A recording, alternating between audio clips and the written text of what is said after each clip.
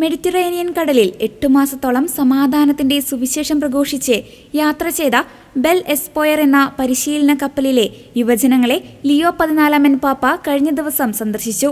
റോമിന് സമീപമുള്ള ഓസ്റ്റിയ തുറമുഖത്ത് നങ്കൂരമിട്ട കപ്പലിലാണ് അദ്ദേഹം എത്തിയത്. മെഡിറ്ററേനിയനും ലോകത്തിനും നിങ്ങൾ പ്രതീക്ഷയുടെ അടയാളമാണെന്ന് കപ്പലിലെ യുവജനങ്ങളെ അഭിസംബോധന ചെയ്തുകൊണ്ട് പാപ്പ പറഞ്ഞു. മനോഹരമായ പ്രതീക്ഷ എന്നർത്ഥം വരുന്ന ബെൽ എസ്പോയർ എന്ന കപ്പലിൽ വിവിധ രാജ്യങ്ങളിൽ നിന്നും മതവിഭാഗങ്ങളിൽ നിന്നുമുള്ള 19നും 35നും ഇടയിൽ പ്രായമുള്ള 200ഓളം യുവജനങ്ങളാണ് ഉണ്ടായിരുന്നത്. പലസ്തീൻ, ലിബിയ, സ്പെയിൻ തുടങ്ങിയ രാജ്യങ്ങളിൽ നിന്നുള്ളവരും യാത്രയിൽ പങ്കെടുത്തിരുന്നു. ലിയോ 14 പാപ്പയുടെ സന്ദർശനം മാർസയിൽ ആരംഭിച്ച് 30ഓളം തുറമുഖങ്ങളിൽ സംവാദങ്ങൾ സംഘടിപ്പിച്ച് കപ്പലിന്റെ യാത്ര അവസാനിക്കുന്ന ഘട്ടത്തിലാണ് സംഘടിപ്പിച്ചിരുന്നത്.